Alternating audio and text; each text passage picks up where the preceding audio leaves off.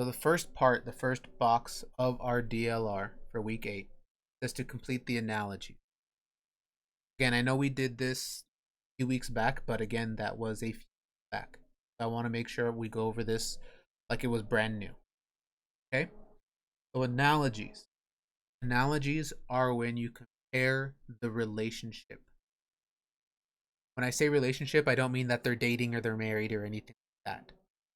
When I say relationship, I mean how do those two things go together? How do they fit together? And a lot of times for analogies, you can think about them as either being the opposite or they're the same. That'll work most of the time. Might not work for every single analogy ever, but for the most part, are those two things the same or are they opposite? Okay? An analogy always has two parts. So on these analogies, one part is done for us, the other part is blank. So this one says summer is to winter as always blank. So we have to look at the relationship in this part. Summer and winter. How do summer and winter go together? Kylie? They are both a season. Okay, they're both a season. What are those seasons like, Kylie? Winter is cold, summer is warm. Okay, so winter is cold, summer is warm. Would you say that those two seasons are like the same or are they opposite? They're opposite. Okay, so we have opposite, summer and winter. Since these two are opposite, I want these two words to be opposites too. One of my words is always. Who can tell me what's a word that would mean the opposite of always? Violet, what's a word that means the opposite of always? Never. Never. Always means always. Every single time. Never means the opposite.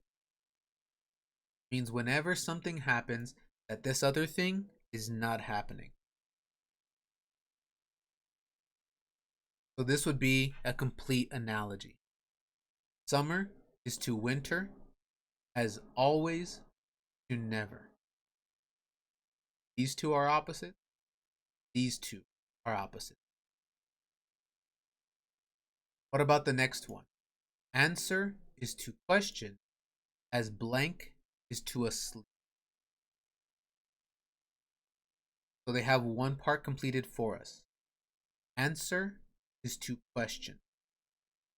What's the relationship with answer? Are they the same? Are they opposites? What is going on?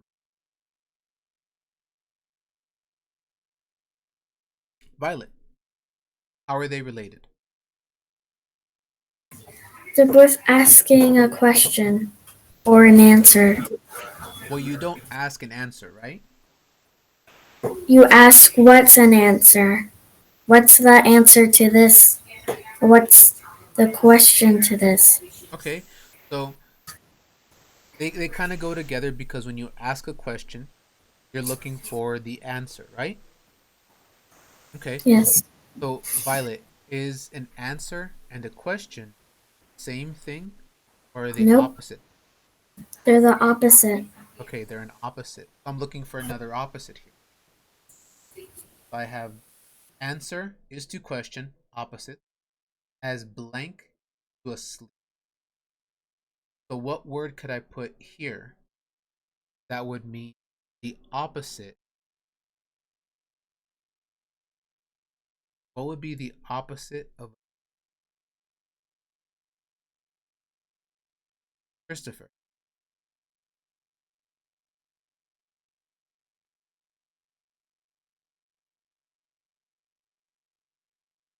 What would be the opposite of a sleep.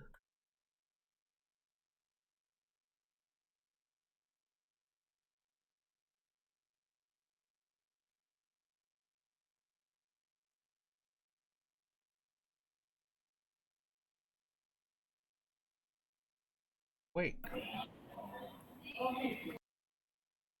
Okay, you can put wake is the opposite sleep.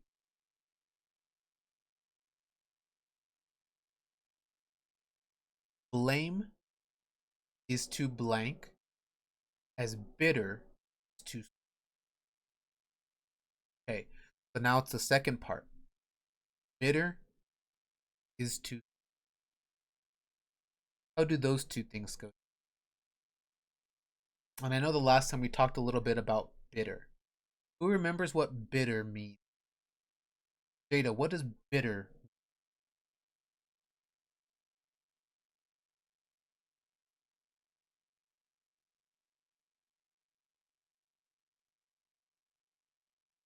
You say that something is bitter. What are you saying about it?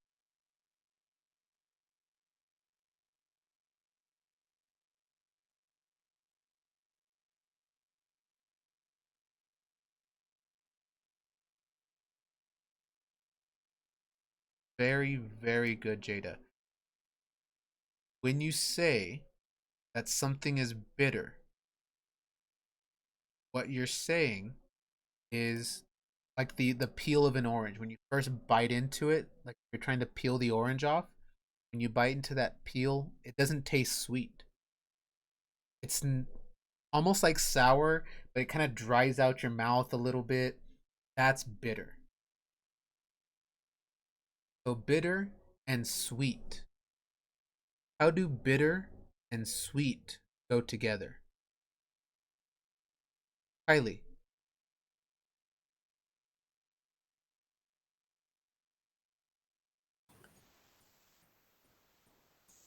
are bitter and sweet the same or are they opposite? They're opposite. Okay, they're opposite. Because something sweet doesn't feel that way in your mouth, right? Your mouth doesn't dry out or Yeah. anything like that. Very different. Okay, so blame. An opposite of blame. We said before that blaming is, when something happens, let's say, I don't know, you can't find, or if someone broke something, had a Lego set put together, or you had a, I don't know, let's say a lamp or something in your room, TV, um, whatever, and it broke. Go in there and you find out that your brother or sister was in there and they were playing around with a ball and they were kicking it around and it broke your Legos or your TV or whatever. But to blame them is like when you tell them it's your fault. You're the one that broke this. What's the opposite of blaming? Okay? What would be the opposite of blaming?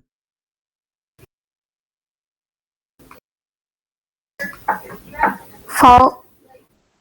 No, not fault. Because if you're blaming someone, you're telling them it's your fault. It's your fault that my TV or my Legos or whatever it is are broken. So blaming and fault are kind of the same thing, but I want an opposite.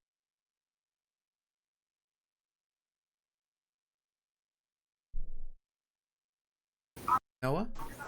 Tattletale. Forgive. Forgive someone. So when you blame someone, you're usually angry with them, right? Tell them it's your fault. You broke my TV or you broke my Legos or you broke my lamp or whatever. When you forgive someone, it's when you've calmed down already.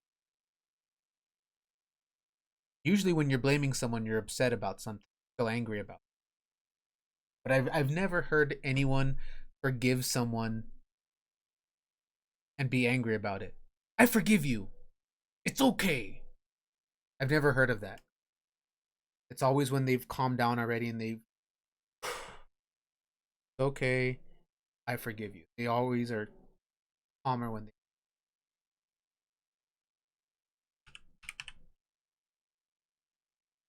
give. Okay, then we have blank is to exhale as interior is to exterior. Interior and exterior. That was another one that we talked about last. Who remembers what's the difference between interior and exterior? What are those? Violet? Interior is inside and exterior is like what's outside. Very good. Interior is the inside, exterior is the outside.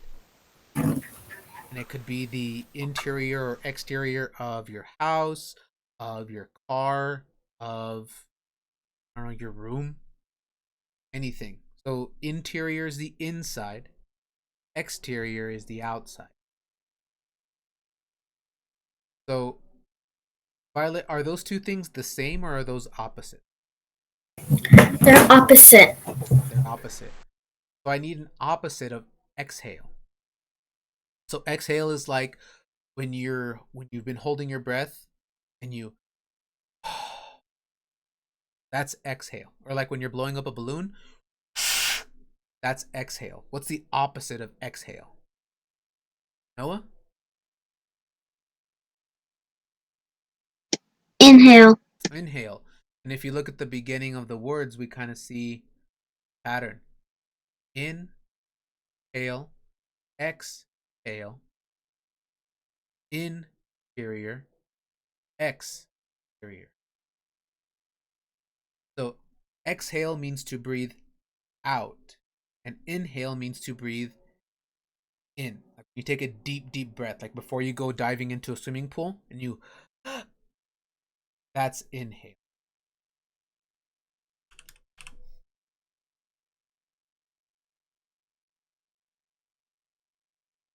All right, reflexive pronouns. Reflexive pronouns. The word is can be kind of confusing, but it sounds to me a lot like the word reflection. Like when you look in a mirror and you see your reflection.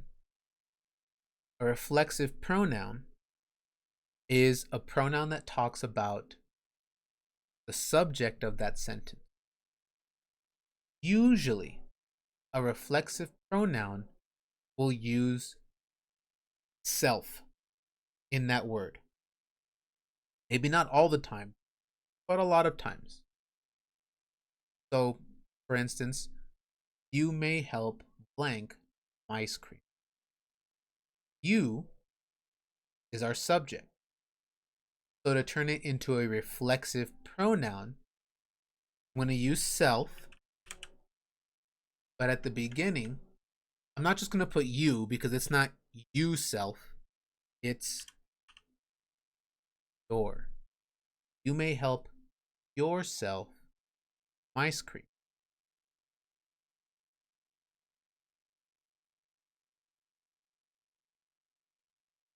The second sentence says, we built the tree house all by blank.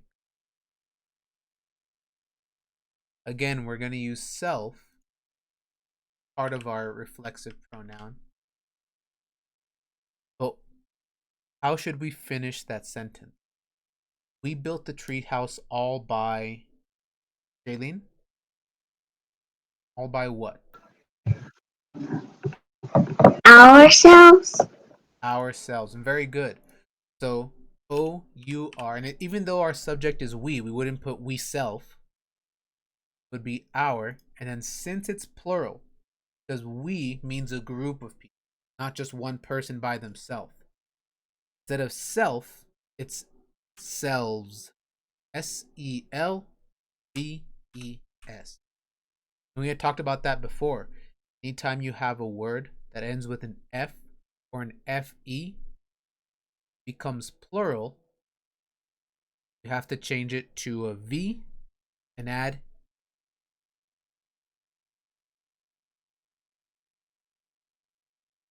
our next sentence will also use self, I gave blank a smaller piece of cake. The subject of our sentence is I, but it's not I self. Kylie, what do you think it would be? Still had your microphone off. Myself. Myself. Very good. I gave myself a smaller piece of cake. Maybe they wanted more room on their plate for ice cream or something like that. But instead of a normal sized piece of cake, they got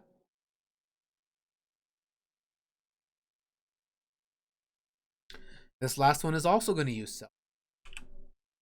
He scratched blank on the thorn bush. So if he, which is our subject, is walking down this path and there's some thorn bushes and he walks by and he gets a scratch on his arm or his leg, how would I finish that sentence? He scratched Jada? Well, I mean, he didn't scratch Jada, but what would I use Jada to finish that sentence?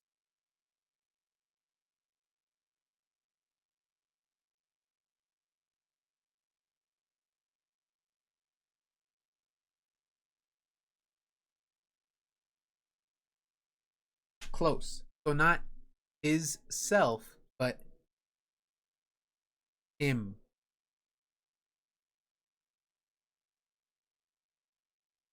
Scratched himself on the. So as he's walking down the street or whatever it is, and there's that thorn bush on the side, passes by and he's a little too close, and he scratches his arm or his leg or whatever. Yes, Bella.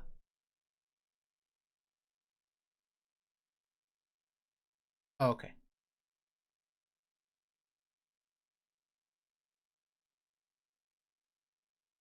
Okay. Our sentence. We gotta find all the mistakes. We gotta fix them. Zebras' stripes help them blend in with. What's something wrong with our sentence? Kylie, what's something wrong with our sentence? I know two things that are wrong. Okay, You need give to me two. put a comma in between A and S for zebra and then E and S for stripes. I don't Not have like to a put the comma. other one. I do have to put one here in zebras, but it's not a comma. Remember, commas are on the ground. What do we call the ones that are very good? Okay, so stripes doesn't need an apostrophe, but you're right. Zebras does. Goes right there where you said it. Between the A and, well, actually, because of the sentence, it does need apostrophe, Kylie, but it doesn't go between the A and the S. It would actually go after the S. Only because they're talking about not just one zebra, they're talking about a group of them. So the apostrophe has to go after the S so that it's telling us that it's more than one. Because it says helps them. Okay. What else do I need? We have an apostrophe. But what else is wrong with this sentence? There's still two more mistakes that I can see. Jaylene, you found another one?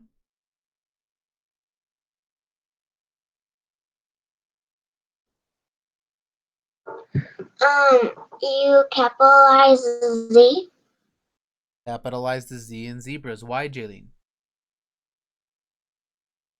Because their name isn't Zebra. Why are we capitalizing? because it's the beginning. Because it's the beginning of a sentence. Very, very good. It's the beginning of the sentence. And no matter what word is at the beginning of my sentence, it should be capitalized. Okay, so we've got a capital letter. We've got an apostrophe after the S in zebras. There's still one more mistake. Something that they forgot.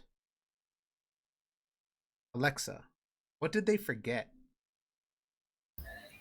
They forgot to put a period at the end of the sentence. They forgot to put a period at the end of the sentence. Have to remember, whenever we're writing, when we finish a sentence, there has to be. If not, people are going to think that everything is one super long sentence. You could have capital zebras with an apostrophe afterward. Stripes help them blend in with the herd, period.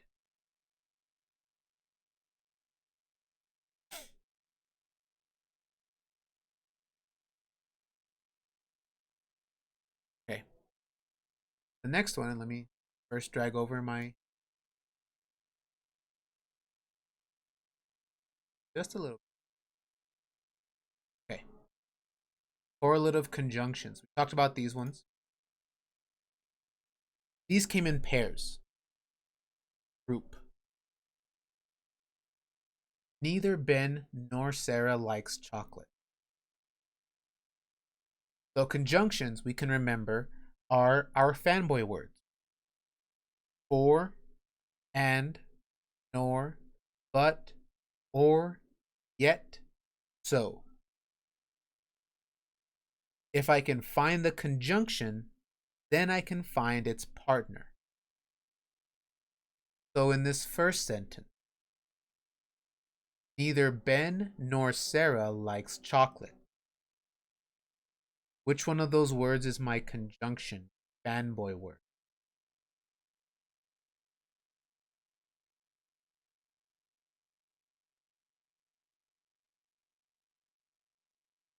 So we're looking for, and, nor, but, or, yet, or so. Which one of those do I see in sentence number? Okay?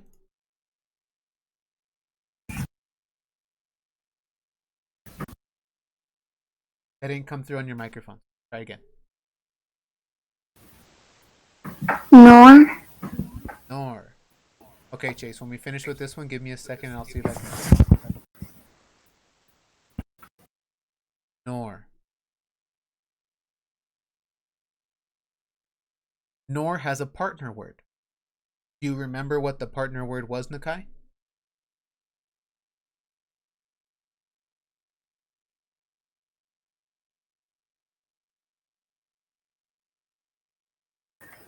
Likes? No, not likes.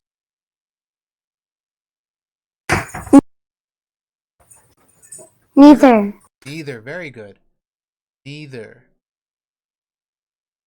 So our partner word for nor is neither.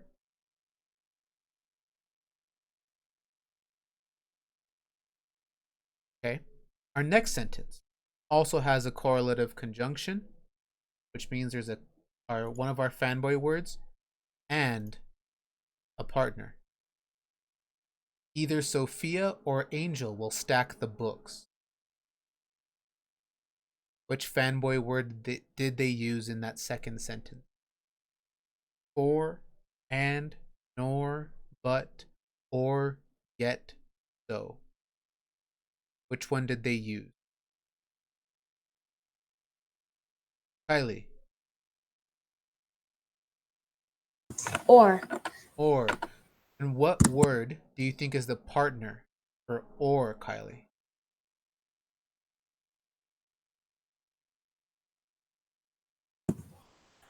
Either? Either.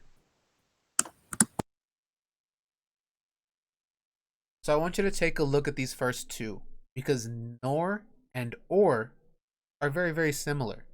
Notice that the only difference is that one has an N front. Look at their partner words. Neither, either. It's the same thing. One has an N in the front, one does not. So if you can remember that, it's easy to find those partners. Neither with the N in the front goes with nor. It has the N in the front. Either, no N in the front, goes with or. No N in the last sentence. Both Chrissy and Noah are good at math. What's our conjunction? Which one did they use? For, and, nor, but, or, yet, Nakai, which one did they use?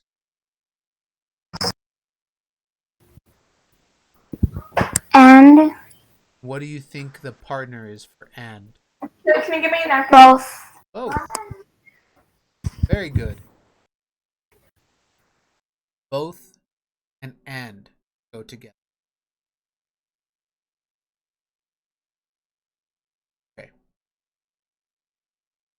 Instead of finding a mistake with these sentences, we're trying to combine them. All zebra stripes are different. Baby zebras still know their mother's stripes.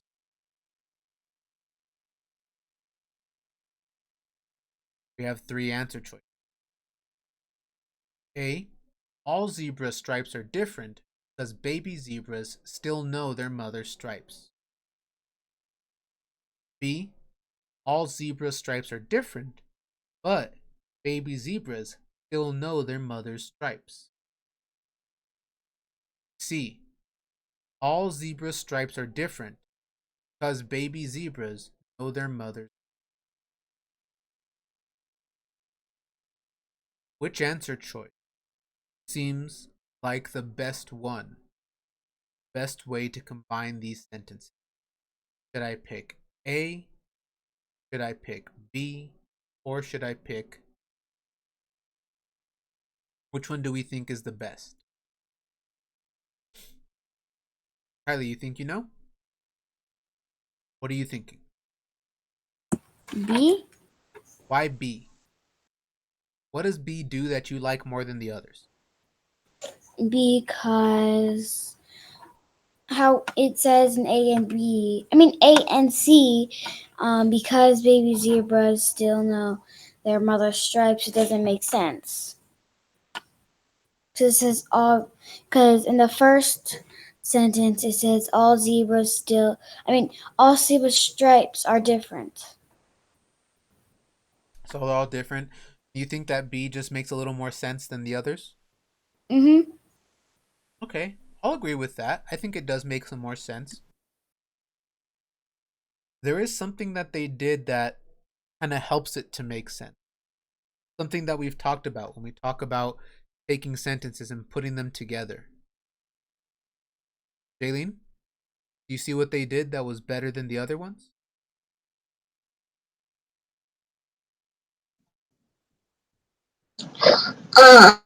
They put they put the little comma. Huh?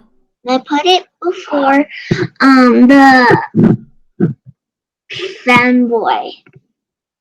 They put a comma and they have a fanboy word, a conjunction. And I think, like Kylie said, that helps it to make more sense. So, zebras don't have different stripes because the babies know what their mom looks like.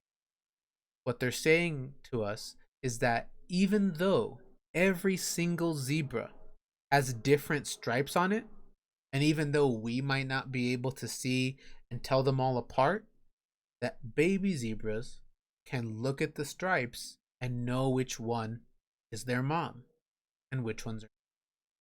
It's pretty impressive because to me, I kind of have a hard time telling zebra stripes apart. I don't see a big difference, but baby zebras can tell right away.